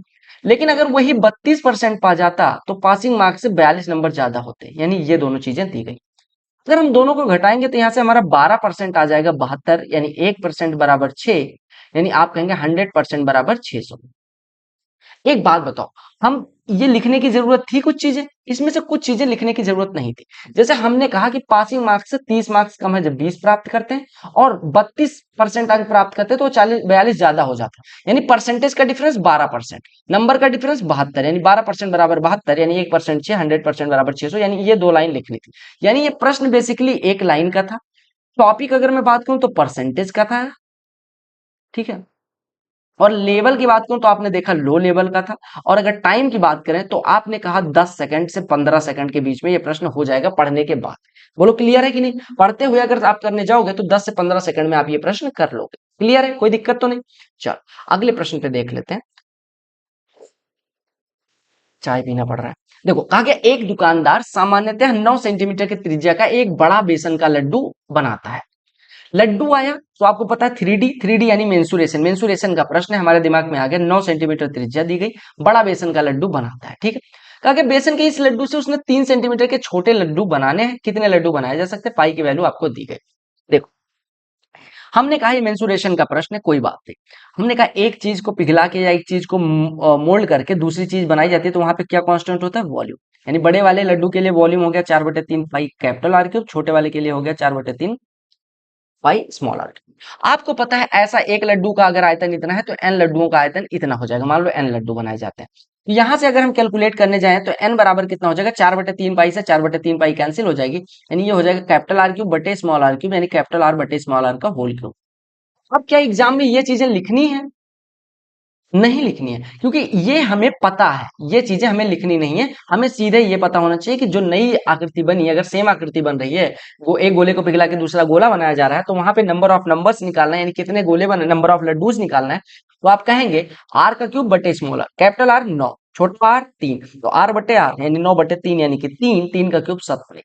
अब ये बताओ कि ये किस टॉपिक का प्रश्न था? Mensuration, 3D। दूसरा लेवल क्या था इसका? लो कह सकते हैं। तीसरा कितना प्रश्न में टाइम लगेगा? आपने कहा 9 वाले को पिघला के 3 वाला बनाया गया, तो 9/3 का क्यूब 27, यानी कितना पढ़ने में 10 सेकंड, 2 सेकंड सॉल्व करने में, यानी 12 सेकंड या 15 सेकंड में ये प्रश्न आपका हो जाएगा। अब ऐसे प्रश्न मेंसुरेशन, अब कई लोग मेंसुरेशन नहीं पढ़े हैं, घबराए रहते हैं, अरे इस प्रश्न को पढ़ने के लिए मेंसुरेशन की जरूरत ही नहीं है, ठीक है। देखिएगा अगला प्रश्न अलजेब्रा का, ये दूसरा तीसरा प्रश्न है, अलजेब्रा का तीसरा प्रश्न, यानी आप देख पा रहे होंगे अलजेब्रा का वेटेज कितना ज्यादा हो। इस वजह से मैं कहता हूं कि जो भी वेटेज ज्यादा है वो सारी चीजें, मतलब हालांकि इस चैनल पे आपको सारी चीजें मिल जाएंगी, बट अलजेब्रा भी आपको मिल जाएगा स्टार बैच में। यानी स्टार बैच अगर आपने देख लिया तो उससे ऊपर इस वजह से कुछ जाने की जरूरत नहीं, क्योंकि स्टार बैच में मैंने सीडीएस लेवल भी पढ़ा दिया आपको। कुछ जहां पे लगता है कि कॉन्सेप्चुअल क्लैरिटी होनी चाहिए, वहां पे मैंने एकदम एक एक थ्योरम का क्या कहते हैं, डेरिवेशन भी बता दिया। अब देखो अलजेब्रा में दिया गया a cube plus b cube plus c cube minus 3 abc की वैल्यू निकालनी है, जहां पे ए बराबर इतना, बी बराबर इतना, सी बराबर इतनी। देखो कुछ चीजें मैं बता रहा हूँ, कुछ चीजें मैं क्या बता रहा हूँ आपको, मैं बता रहा हूँ a cube plus b cube plus c cube minus 3 abc का कुछ फॉर्मूला होता है। एक ही फॉर्मूला नहीं होता, 3 फॉर्मूले होते हैं। जैसे पहला फॉर्मूला लिख रहा हूँ, a plus b plus c, bracket में a square plus b square plus c square minus a b minus b c minus c a, ये पहला फॉर्मूला है। मैं बताऊंगा कहाँ कहाँ यूज करना। दूसरी चीज हो गई half times of a plus b plus c, a minus b का whole square plus b minus c का whole square plus c minus a का होल स्क्वायर। तीसरा फॉर्मूला होता है हाफ ना लगाओ, a plus b plus c, bracket में a plus b plus c का whole square minus 3 times of a b plus b c plus c. अब कौन सा फॉर्मूला कहाँ यूज करना है? देखो अगर आपको a plus b plus c पता है, आपको a square plus b square plus c square पता है, तो आप आराम से a plus b plus c का होल स्क्वायर करके ए बी बी सी सी ए की वैल्यू पता कर सकते हैं। यानी ये कब यूज करना है? जब आपको a plus b plus c पता हो और इन दोनों में से ए स्क्वायर बी स्क्वायर सी स्क्वायर या ए बी बी सी सी ए में से कोई एक पता हो, एनी वन पता हो। इस फॉर्मूले का यूज कब करना है? जब हमें ए बी सी की वैल्यू अलग अलग दी गई हो और हमें दिख रहा हो कि उनका अंतर निकालना आसान। तो इस केस में आपको देखो ए बी सी की वैल्यू अलग अलग दी गई हो और इनका अंतर निकाल के कैलकुलेशन करना आसान है, तो ये वाला फॉर्मूला इस केस में यूज होने वाला है। ये फॉर्मूला कभी यूज होगा जब हमें a plus b plus c पता हो और ए बी बी सी सी ए की वैल्यू पता हो, डायरेक्ट ये वैल्यू दी गई हो, तो आप सीधे वैल्यू पुट करके आंसर निकाल सकते। यहाँ पे कौन सा यूज होने वाला है, ये वाला।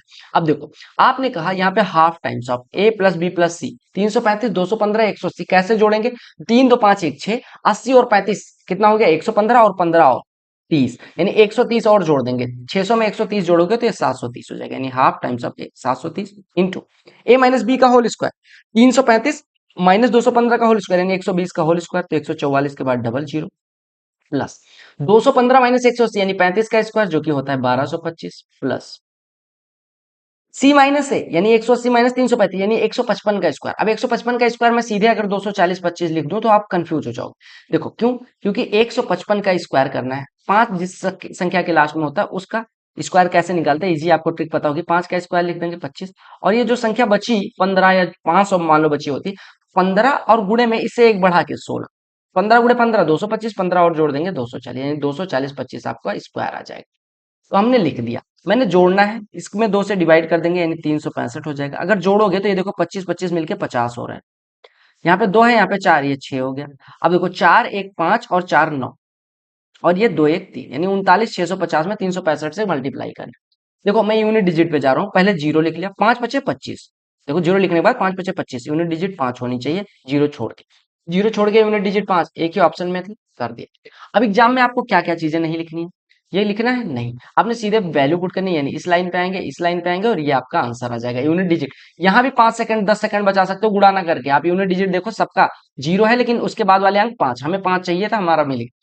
यानी आपका अलजेब्रा का प्रश्न है, इसका लेवल मॉडरेट है आपको, क्योंकि फॉर्मूला अलग करना पड़ेगा। तीसरा, इसमें थोड़ा सा कैलकुलेशन भी है, और अगर टाइम की बात करें तो आपको फॉर्मूला डिसाइड करने में और ये कैलकुलेशन करने में 15 से 20 सेकंड लगेंगे, हम 20 सेकंड मान के चलते हैं। ठीक है, क्लियर हो गया, बहुत सुन। अगला प्रश्न ट्रिगो से ये कौन सा प्रश्न है, तीसरा या दूसरा प्रश्न है, ट्रिगो का प्रश्न है, ट्रिगो से दूसरा प्रश्न है। लेवल क्या है और टाइम कितना लगना चाहिए, ये हम एक बार करके फिर डिसाइड करेंगे। देखो हमें क्या दिया गया, हमें कहा गया 8 into sec square 45, 8 into sec 45 की वैल्यू रूट 2 का square 2, plus 20 into sine square 30, sine 30 की वैल्यू 1/2 उसका स्क्वायर 1/4, प्लस 15 10 45 यानी कि 15, 15 5 20 और 16 36 आपका उत्तर हो गया। टाइम कितना लगना चाहिए, 5 सेकंड। लेवल क्या है, बहुत है लो, ठीक है, बहुत है लो लिख देना। तो ऐसे प्रश्नों को करने में ये आपको टाइम बचा के देंगे दूसरे प्रश्नों को सॉल्व करने के लिए। लाइक यहाँ पे देखो, पढ़ो प्रश्न को, PQ एक वृत्त की जीवा है, हमें वृत्त दिखा और जीवा यानी ज्योमेट्री का थर्ड या सेकंड, शायद थर्ड प्रश्न है, ठीक है, एक ट्रायंगल का था एक और या सेकंड था, ज्योमेट्री का है, बेसिकली ये सर्कल का प्रश्न है। लेवल क्या है और टाइम क्या लगनी चाहिए उस पर हम बात करेंगे, पहले इस प्रश्न की पढ़ते हैं। कहा गया PQ एक वृत्त की जीवा है, जीवा दिख गई, जीवा से हमारे दिमाग में तुरंत इमेज बन जानी चाहिए। वृत्त पर बिंदु एक्स पर स्पर्श रेखा एक्स आर बढ़ाई हुई भुजा PQ को आर पे काटती है, एक्स आर दिया गया। हमें पता चल गया कोई वृत्त की जीवा अगर बढ़ाने पर किसी रेखा को, स्पर्श रेखा को काटती है, यानी कि हमें यहाँ पे स्पर्श रेखा दी गई और जीवा आगे बढ़ाई जाती है, यानी वो सेकंड बन गई, यानी छेदक रेखा। यानी हमें कौन सी थ्योरम यहाँ पे लगानी है, यहाँ पे हमें लगानी है सेकंड टेंजेंट थ्योरम। यानी हमें दिमाग में ये प्रश्न पढ़ते ही पता चल गया कि टेंजेंट सेकंड थ्योरम लगने वाली है। वो थ्योरम क्या कहती है, देखो एक वृत्त लेता हूं, ठीक है, इसकी कोई स्पर्श रेखा है ये मान लो, एक जीवा है ये मान लो, ठीक है, मान लो स्पर्श रेखा ये टी बिंदु पे है, ये ए है, ये बी है और ये सी पे काटती है, ठीक है। आपको इसकी लंबाई, सेकंड और टेंजेंट थ्योरम क्या कहती है कि स्पर्श रेखा की लंबाई का स्क्वायर यानी इस लंबाई का स्क्वायर सी टी का स्क्वायर बराबर, सेकंड के दो पार्ट बन रहे हैं, देखो यहां से यहां तक देखोगे तो एक सी बी मिलेगा और एक ए बी मिलेगा। तो हम पहले बाहरी भाग लेंगे, यानी सी टी स्क्वायर बराबर सी बी, और गुणे में लगाना है पूरा इस सेकंड की पूरी लंबाई यानी कि सी। तो ये फॉर्मूला आपको यूज करना है, सी बी इंटू सी, सी टी स्क्वायर बराबर सी बी इंटू सी। अब आप देखो इस प्रश्न को देखो, हमसे क्या कहा गया था एग्जाम में, हमसे कहा गया पी क्यू कोई कॉर्ड है, यानी ये जो मैं यहाँ पे बना दे रहा हूँ, वृत्त कम आलू ज्यादा लग रहा है, पी क्यू जीवा है जो स्पर्श रेखा को बढ़ाने पे किसी बिंदु यहाँ पे आर पे मान लो मिलती है, पी क्यू कॉर्ड है, पी क्यू कॉर्ड है, ठीक है, और स्पर्श रेखा क्या, पी क्यू वृत्त की जीवा है और एक्स आर ये स्पर्श रेखा। अब आपको क्या दिया गया, एक्स आर बराबर 12 दिया गया, पी क्यू बराबर एक्स दिया गया, क्यू आर बराबर एक्स माइनस 2 दिया गया। अब इसमें वैल्यू पुट कर देंगे, यानी हमने कहा यहां से हमारा क्या हो जाएगा, हमारा हो गया, एक मिनट रुक जाओ, कलर इसको थोड़ा सा चेंज कर लेते हैं, ये कलर रखते हैं, ये वाला, ठीक है, और इसका रखते हैं ये वाला, ठीक है। अब देखो यहां से हम टेंजेंट सेकंड थ्योरम लगाएंगे, यानी एक्स आर का स्क्वायर यानी 12 का स्क्वायर बराबर बाहरी भाग ये वाला भाग x-2 इंटू पूरा भाग x-2 प्लस एक्स यानी कि 2x-2। देखो हमें पता चल गया कि इसकी वैल्यू यहां से हमें ये फिगर बनाया होगा और ये लिखा होगा। अब हमें x ही निकालना है। देखो find the value of x।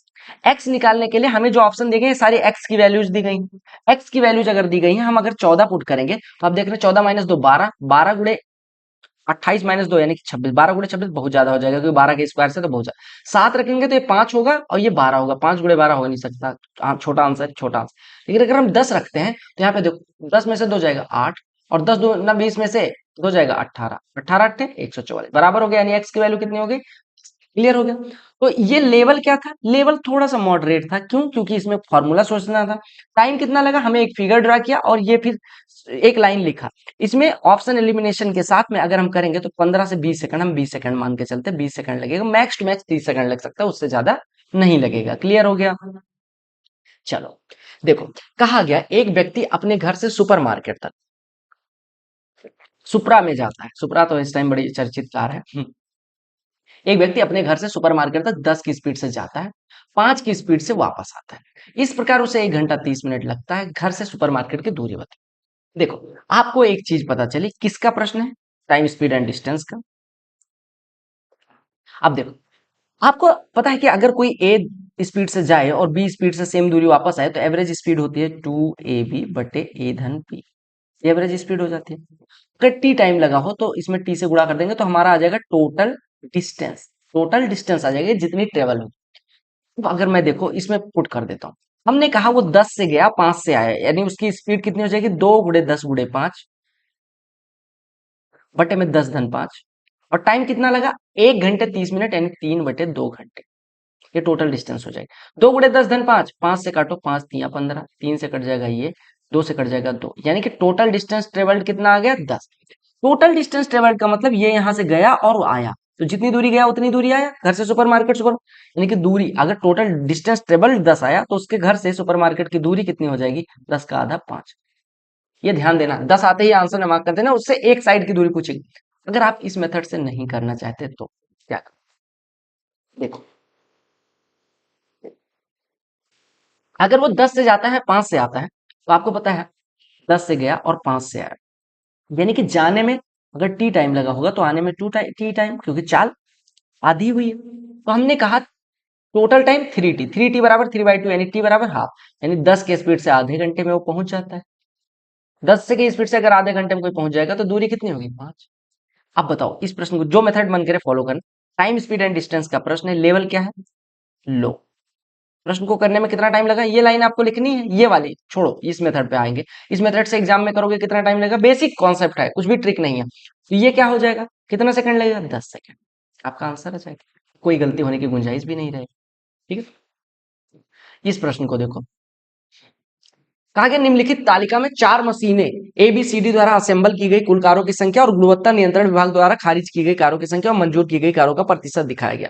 यानी in the given data you are provided with number of cars manufactured by 4 different companies A, B, C and D, and out of those manufactured cars some cars are rejected, some cars are approved। आपको दिया गया rejected cars की संख्या और approved car का percentage. तो आपको percent में क्या प्रश्न में निकालना है, मशीन सी द्वारा असेंबल की गई कारों को कितना मंजूर किया गया। देखो हमें सी पे फोकस करना है, डेटा कुछ भी दिया गया हो हमें सी पे फोकस करना है। हमने कहा सी ने 550 कारें जो बनाई उसमें से रिजेक्ट हो गए और 90% अप्रूव हुई है। ठीक है, अब एक बात बताओ, 90% अगर अप्रूव हुई तो रिजेक्ट कितनी हुई, 10%, यानी 10% आपको दिया गया 550, तो 90% कितना हो जाएगा, इसका 9 गुना, यानी आपका उत्तर हो जाएगा 550 गुणे में 9, 9 गुणे 500 4500, 9 गुणे 50 450, दोनों जुड़ के 4950। अब यहाँ पे क्या था, ये परसेंटेज का प्रश्न है तो डीआई का, लेकिन परसेंटेज का यूज हुआ है तो परसेंटेज का प्रश्न हम मानते हैं। दूसरा लेवल क्या था, लेवल डेटा पढ़ना था तो लो ही था, एक ही डेटा देखना था। तीसरा कैलकुलेशन में कितना टाइम लगा या टाइम कितना इस प्रश्न को करने में, प्रश्न को पढ़ के और करने में 30 सेकंड से ज्यादा नहीं लगना चाहिए, प्रैक्टिस के साथ आपका आ जाएगा। अगला प्रश्न देखते ही हमें पता चला रेशियो का लो लेवल का प्रश्न है, यानी हमने लिखा रेशियो और प्रश्न का लेवल लिखा लो, बहुत लो लेवल का प्रश्न है। ठीक है, तो टॉपिक रेशियो और लेवल लो। हमसे कहा गया ये रेशियो प्रोपोर्शन कर लेना, रेशियो प्रोपोर्शन का प्रश्न है। 3:8 is in proportion to x ratio 12। आपको पता है आउटर टर्म्स का प्रोडक्ट बराबर इनर टर्म्स का प्रोडक्ट, या बाह्य पदों का गुणनफल बराबर अंतः पदों का गुणनफल। 3 × 12 36 बराबर 8x, तो x बराबर 36/8, यानी कि 4 से काट देंगे, 4 9 36, 4 2 9/2। टाइम कितना लगना चाहिए? 5 सेकंड। 5 सेकंड से ज्यादा लगा रहे हो तो गधे हो आप। ठीक है, अगला प्रश्न। आपने देखा था ज्योमेट्री के 3 प्रश्न ऑलरेडी आ चुके थे, चौथा प्रश्न देखो, जियो का चौथा प्रश्न, चौथा या तीसरा जो भी होगा देख लेना। इसका टाइम क्या लगेगा और लेवल क्या है ये अभी हम बाद में बात करेंगे, पहले प्रश्न को पढ़ते हैं। कहा गया त्रिभुज एबीसी सिमिलर टू त्रिभुज P Q R. A B बराबर 12, पी क्यू बराबर 18, एबीसी का परिमाप इतना है, पी क्यू आर का परिमाप ज्ञात करो। देखो, अगर दो ट्राइंगल सिमिलर हैं, सिमिलर ट्राइंगल्स की प्रॉपर्टी क्या होती है? फॉर सिमिलर ट्राइंगल्स, ठीक है, आपको पता होना चाहिए कि रेशियो ऑफ पेरीमीटर यानी P1/P2 बराबर हो जाएगा इनकी करस्पॉन्डिंग साइड्स। अगर मैं साइड करूं तो इधर AB दिया है, इधर PQ, तो AB का पेरीमीटर बटे PQR का पेरीमीटर, ABC का पेरीमीटर बटे PQR का पेरीमीटर बराबर हो जाएगा इसकी करस्पॉन्डिंग साइड्स यानी AB/PQ के रेशियो के बराबर। आपने कहा ratio of perimeter of one, यानी कि पेरीमीटर ABC का कितना है? 45, बटे इसका पेरीमीटर हमें निकालना है। AB कितना है? 12 और 18, 6 दूनी 12, 6 तिया 18, यानी x बराबर कितना हो गया? 45 तिया 135/2, या हम कहें 22.5 गुणे 3 67 पॉइंट। क्या एग्जाम में ये सारी चीजें लिखनी थी? नहीं, आपको बस ये लिखना था AB/PQ बराबर 45/x, यहाँ से x की वैल्यू 67.5। टाइम कितना लगना चाहिए ये प्रश्न लिखने में? 20 सेकंड, ज्यादा से ज्यादा सॉल्व करने में 20 सेकंड। लेवल बहुत है लो, मैं पेपर को एसएससी जो पूछती है इस वजह से लो लो लिख रहा हूँ कि एक्चुअल एग्जाम में ये प्रश्न आए हैं। बोलो क्लियर है? देखो, अगला प्रश्न देखो, फिर से ज्योमेट्री आगे। ज्योमेट्री का ये जो भी प्रश्न है, चौथा पांचवा जो भी, सबसे ज्यादा वेटेज अभी तक ज्योमेट्री का देखने में आया। कहा कि MN केंद्र O वाले एक वृत्त का व्यास, P और S MN के दोनों ओर वृत्त की परिधि पे दो बिंदु इस प्रकार स्थित है कि PMN बराबर इतना, AMN बराबर इतना। PMS और PNS के बीच का डिफरेंस निकालना है। बोलो क्लियर है? Romeo shepherd. देखो, आप देखो इस प्रश्न को कैसे करेंगे। सबसे पहले कहा गया एक व्यास ड्रा करना है, तो हमने ड्रा कर लिया एक पहले वृत्त। एक मिनट, बड़ा सा ड्रा करता हूं। ये वृत्त हो गया, मान लेना वृत्त है भाई साहब, ठीक है। सॉरी, मुझे ऐसा बनाना आता है। MN इसका व्यास, MN इसका व्यास। दो बिंदु P और S MN के दोनों साइड में है, यानी इधर अगर P है तो इधर भाई साहब S, ठीक है। कहा गया जो कोण PMN है, यानी कि कौन सा कोण? दिस एंगल PMN बराबर 50 डिग्री दिया गया, this angle is given 50 degree. आपको MNS यानी ये वाला कोण, ये कितना डिग्री दिया गया? 35 डिग्री, ठीक है। तो आपको PMS और PNS के बीच डिफरेंस बताना है, ठीक है, PMS और PNS के बीच। देखो, अगर मैं इसको मिला दूं थोड़ा थोड़ा थोड़ा थोड़ा करके, इसको मिला दिया और मिला दिया मैंने इसको भी। अब होता है MN व्यास है तो ये जो चाप होगा वो अर्धवृत्त होगा। सिमिलरली ये वाला चाप भी अर्धवृत्त होगा, और अर्धवृत्त में बना कोण समकोण होता है। थ्योरम लिख लेना, angle subtended inside a semicircle is right angle, पता है ना। अर्धवृत्त में बना कोण समकोण होता है। आपने कहा ये 90 डिग्री हो गया तो ये 50 है, ये वाला 40 हो जाएगा। सिमिलरली अगर ये राइट एंगल है तो 90 ये है, 35 ये है, 55 ये हो जाएगा। तो पूरा पूरा कोण ये दोनों 105, ये दोनों मिलके 75, डिफरेंस 30 डिग्री। ज्योमेट्री का प्रश्न था, लेवल क्या है? लो, ये मान लेते हैं लो नहीं, मॉडरेट मान लेते हैं, नहीं तो आपको इमेज भी बनाया, पिक्चर भी बनाया। और इसको करने में टाइम कितना लगना चाहिए? 30 सेकेंड, 35 सेकंड भी ले लेना फिगर ड्रा करने में, ठीक है। तो इसमें कुछ नहीं था, ज्योमेट्री का माइलेज और वेटेज देख रहे हो। फिर ज्योमेट्री का प्रश्न आ गया मेरे भाई। कहा गया क्रमशः 24 सेंटीमीटर और 18 सेंटीमीटर त्रिज्याओं वाली, यानी कि आपको दो त्रिज्याएं दी गई, 24 सेंटीमीटर और 18 सेंटीमीटर। दो वृत्तों के केंद्र के बीच की दूरी 48 सेंटीमीटर, जो वृत्त की त्रिज्याएं दी गई उनके केंद्रों के बीच की दूरी दी गई। अनुप्रस्थ यानी अप्रत्यक्ष यानी transverse common tangent indirect common tangent की लंबाई पूछी गई। आपको देखते ही मैं पहले कुछ चीज बता दूं कि अगर दो वृत्त दिए गए हैं, मैं मान लो एक वृत्त ये दिया गया, एक वृत्त ये, अगर ऐसे टेंजेंट ड्रा की जाए तो ये डायरेक्ट कॉमन टेंजेंट होती है। एक मिनट यार, ये डायरेक्ट, अरे यार, ये डायरेक्ट कॉमन टेंजेंट है। और अगर ऐसे ऐसे वाली खींची जाए तो ये ट्रांसवर्स कॉमन टेंजेंट होती है, पता है ना। आपको दो त्रिज्याएं दी गई, यानी आपको एग्जाम में फिगर उगर कुछ नहीं बनाना है। R1 बराबर 24 सेंटीमीटर दिया गया, R2 बराबर 18 सेंटीमीटर, लिखने की भी जरूरत नहीं थी। इनके केंद्रों के बीच की दूरी D बराबर दिया गया 48 सेंटीमीटर। आपको पता है what is length of transverse common tangent, आपको पता है लेंथ ऑफ, अब राइटिंग दिखा देता हूँ आप लोगों को यार, नहीं तो आप लोग कहते हो कि मेरी राइटिंग गलत है। गलत नहीं मतलब गंदी है। ये बराबर होता है अंडर रूट में D² माइनस R1 प्लस या R2, R1 माइनस, आप कहेंगे R1 प्लस R2 का होल स्क्वायर, ये होता है। अगर ट्रांसवर्स कॉमन टेंजेंट की लंबाई आपसे पूछी जाए तो आप कहेंगे अंडर रूट में D² minus R1 plus R2 का होल स्क्वायर। तो यहाँ से हमारा ट्रांसवर्स कॉमन टेंजेंट यानी TCT की लंबाई कितनी हो जाएगी, अंडर रूट में D² 48 का square minus R1 plus R2 यानी कि 42 का स्क्वायर। इसमें भी 6 आ रहा है, इसमें भी 6, 6 कॉमन लोगे, 6 का स्क्वायर कॉमन आएगा जो कि रूट के बाहर चला जाएगा, इधर बचेगा 8 का स्क्वायर, इधर बचेगा 7 का स्क्वायर। 8 का स्क्वायर 64, 7 का स्क्वायर 49, डिफरेंस 15, यानी 6√15 आपके ट्रांसवर्स कॉमन टेंजेंट की लंबाई हो गई। ये टॉपिक कौन सा था, ज्योमेट्री। कौन सा, सर्कल। तो पांचवा छठा प्रश्न था, लेवल क्या है इसका, लो, मॉडरेट करते हैं क्योंकि फॉर्मूला पूछा गया था, ठीक। और इसको करने में टाइम कितना लगना चाहिए, आपको एग्जाम में क्या लिखना है, आपको एग्जाम में सीधे यहाँ पे आना है, ये नहीं लिखना है। और ये वाला फॉर्मूला तो बस आपको सिखाने के लिए था। तो आप ये करेंगे कि 48 माइनस से मुश्किल से 20 सेकंड, 20 सेकंड से ज्यादा नहीं लगना चाहिए। क्लियर हो गया, चलो बहुत सुंदर। अगले प्रश्न पे आते हैं। अगले प्रश्न में क्या कहा गया मेरे भाई, देखो अशोक ने एक डाकघर में, प्रश्न को मैं हाईलाइट करता चल रहा हूँ। अशोक ने एक डाकघर में 5% चक्रवृद्धि ब्याज पे 3 वर्ष के लिए 18,000 का निवेश किया। यदि ब्याज एक वर्ष में एक बार संयोजित होता है, ठीक है, ब्याज एक वर्ष में एक बार संयोजित किया जाता है, तो 3 वर्ष बाद उसे कितनी राशि प्राप्त होती है। देखो आपका टॉपिक कौन सा है, कंपाउंड इंटरेस्ट। एक सिंपल इंटरेस्ट का प्रश्न आ चुका है, यानी सिंपल इंटरेस्ट कंपाउंड इंटरेस्ट है, अभी दो प्रश्न आ चुके हैं।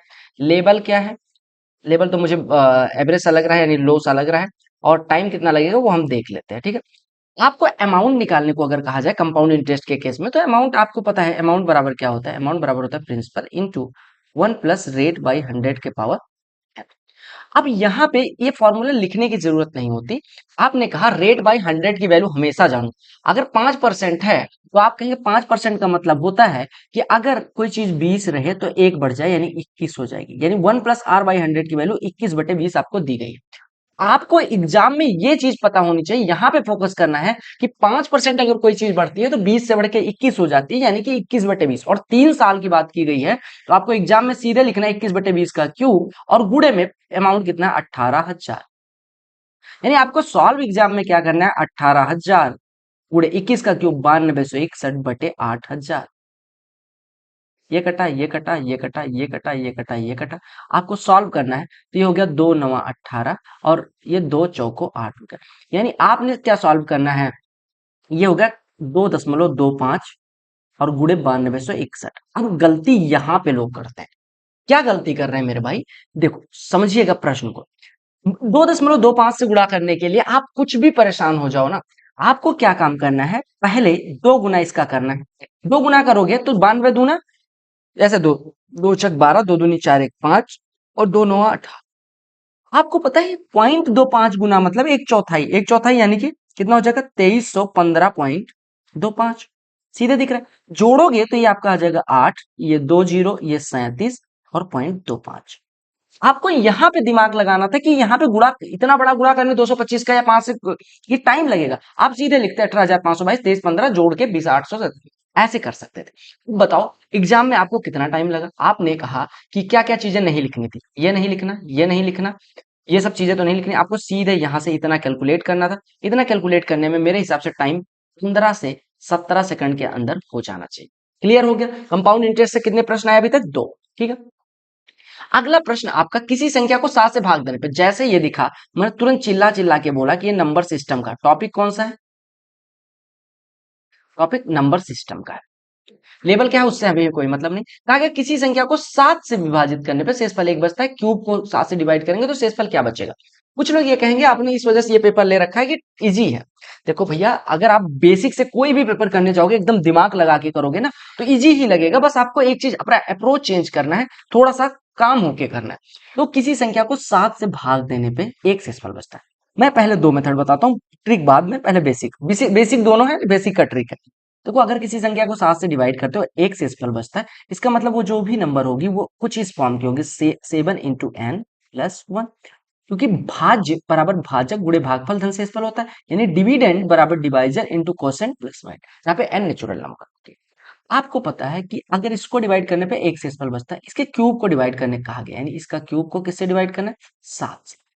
रिमाइंडर क्या कहता है, रिमाइंडर थ्योरम क्या कहती है कि अगर आपको किसी संख्या को डिवाइड करना है, मान लो कि x के क्यूब को a से डिवाइड करके रिमाइंडर पूछा गया, तो आप क्या काम करो, x में a से डिवाइड कर लो, जो रिमाइंडर आए r उसका क्यूब कर दो, अगर वो a से बड़ा है फिर उसमें a से डिवाइड करके जो रिमाइंडर आता है r डैश वही आपका रिमाइंडर हो जाए।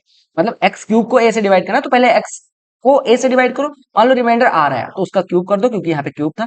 r क्यूब में फिर अगर r क्यूब एक से a से छोटा आ गया तो वही रिमाइंडर, अगर बड़ा आया तो उसको फिर से ऐसे डिवाइड करके जो रिमाइंडर है। सिमिलरली यहाँ पे अगर हम अप्लाई करेंगे तो 7n+1 में अगर 7 से डिवाइड करेंगे तो ये तो पूरा पूरा कट जाएगा, यानी बचेगा एक, एक का क्यूब एक, एक में 7 से डिवाइड करेंगे रिमाइंडर कितना आएगा, एक। एक तो ये मेथड हो गई। दूसरी मेथड कहती है, मैं एक बात पूछता हूँ कि सबसे छोटी संख्या बताओ जिसे 7 से डिवाइड करने पे एक रिमाइंडर। आप कहेंगे वो संख्या एक ही हो जाएगी, भागफल 0 होगा, लेकिन एक को, एक के क्यूब को 7 से डिवाइड करना है, यानी एक का क्यूब एक, एक को 7 से डिवाइड करेंगे। क्वेश्चन लेवल क्या था, लो। टाइम कितना लगना चाहिए, 3 सेकंड, सॉरी 10 सेकंड ले लो, आपने कहा एक, एक का क्यूब को डिवाइड करेंगे एक। जबकि ये प्रश्न अगर इस मेथड से करोगे तो आपके दिमाग में सीधे आना चाहिए कि 7 से डिवाइड करने पे एक शेषफल तो एक हो गया, एक के क्यूब को डिवाइड करना है यानी एक ही होगा, यानी 5 सेकंड ही लगेगा। लेकिन मैं 10 सेकंड इस वजह दे रहा हूँ कि आपको हो सकता है ये वाली मेथड सूझे कि वहां जाके ये सब करने लग जाओ। ठीक है, आसीमा 5 घंटे में, अगला टाइम स्पीड एंड डिस्टेंस का है सर, दूसरा या तीसरा प्रश्न। कहा कि आसीमा 5 घंटे में 80 की चाल से एक निश्चित दूरी तय करती है, 150 की चाल से समान दूरी तय करने में कितना टाइम लगेगा। देखो 80 की स्पीड से 5 घंटे में चलती है, यानी 400 किलोमीटर दूरी होगी, 150 से ट्रेवल करना है, 50 से काटा 3, 50 से काटा 8, 8 में 3 से डिवाइड करोगे 2.7 घंटे का टाइम लगेगा। 27 से 81 होता है। अब ये बताओ ये टॉपिक कौन सा था, टीएसडी का प्रश्न था, दूसरा प्रश्न था शायद, सेकंड मुझे याद नहीं है, और लेवल बहुत ही लो था, और टाइम आपको सीधे 5 × 80/150 करना था, यानी 5 सेकंड का टाइम लगेगा या 6 सेकंड मान लो। बोलो क्लियर, जो लोग चिल्लाते रहते हैं मैंने तो 9 मिनट में करा है, अरे 3 मिनट में हो सकता है, बस बच्चों को पता होना चाहिए। देखो 15 लड़के एक कार्य को 28 दिन में पूरा कर सकते हैं, 21 दिन में पूरा, M1D1 बराबर M2D2, 15 × 28 = 21 गुणे कितना, 7 × 4 = 28, 7 × 3 = 21, 3 × 5 = 15, यानी 20। Low level time and work का प्रश्न है, 5 सेकंड लगेगा करने में। क्लियर, ये प्रश्न देखो, कहा गया एक डीलर अंकित मूल्य पे 7% की छूट देता है। अब दिक्कत क्या होती है ना, हम जैसे प्रश्न देखते हैं कि 2 लाइन का, हमारी हाथ पैर फूलने लग जाते हैं, नहीं 7% की छूट देता है हमें कुछ भी, अब हम छूट वूट लिखने लग जाते हैं, नहीं हमें लिखना है यहाँ पे 7%, 7% मतलब 7, एक मिनट, हमने अगर जैसे कहा 7%, हमने लिख दिया 7।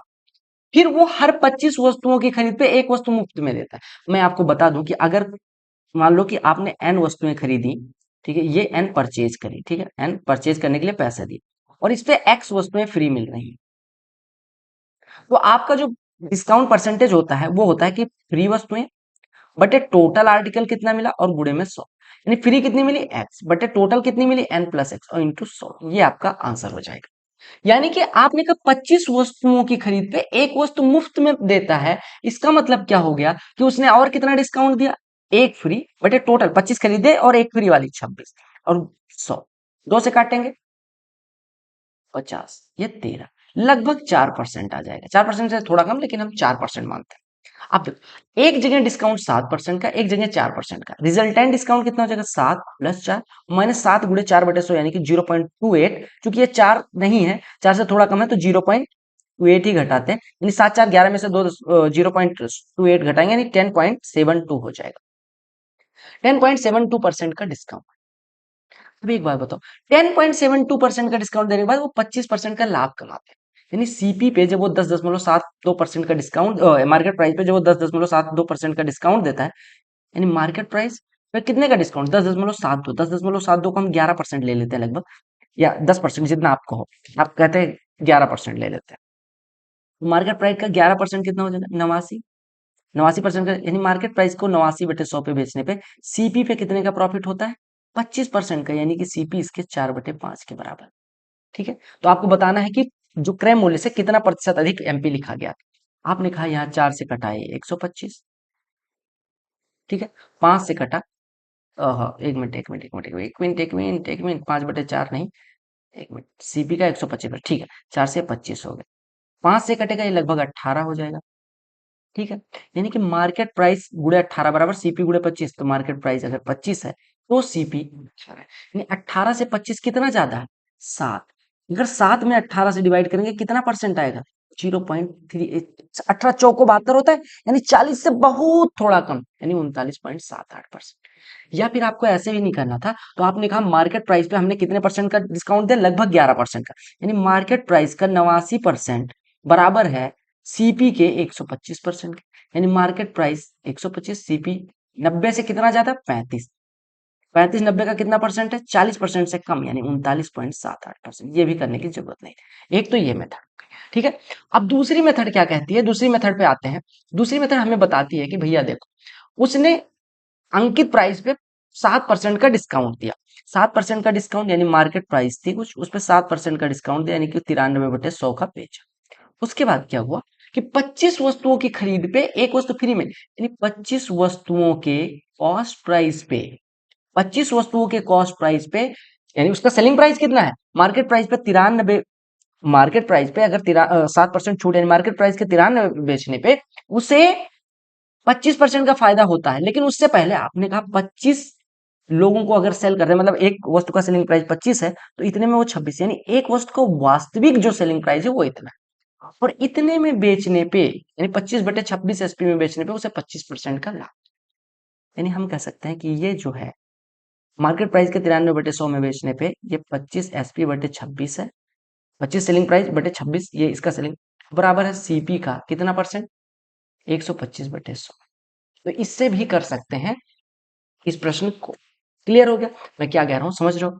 मैंने कहा मार्केट प्राइस का 93/100 हुआ था, ठीक है, उसके बाद इसका 25/26, इसके 25/26 में तो बेचते हैं, क्योंकि आपने कहा भैया कि हम 25 वस्तुओं की खरीद पे एक और छूट देते हैं, मार्केट प्राइस के 93/100 का 25/26 गुना सीपी के 125 गुने के बराबर।